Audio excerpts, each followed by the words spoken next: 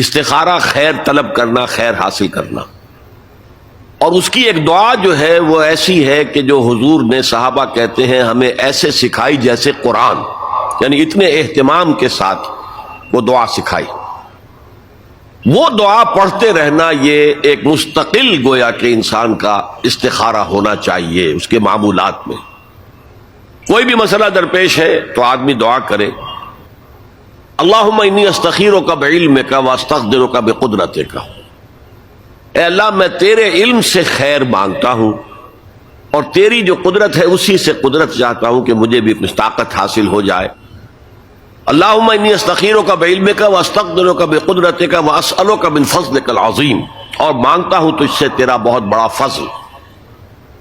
اللہم ان کنت تعلم ان ھذا الامر خیر لی فی دینی ومعاشی وعاقبۃ امری.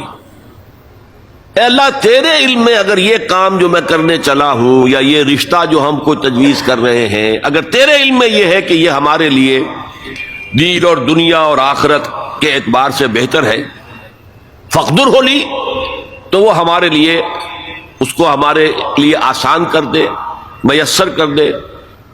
میسر ہو لی اسے ہمارے لیے آسان کر دے. ثم بارک لی فی، اور پھر اس میں ہمیں برکتیں عطا فرما.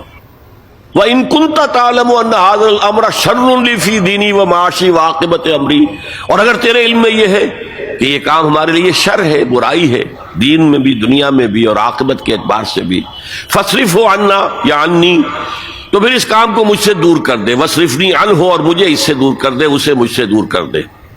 وَاقْدُرْ لِي الْخَيْرَ حَيْثُ كَانَ ثُمَّ أَرْضِنِي بِهِ، اور اللہ خیر جہاں بھی ہو تیرے علم میں وہ ہمارے مقدر میں کر دے اور پھر ہمیں اس کے اوپر راضی بھی کر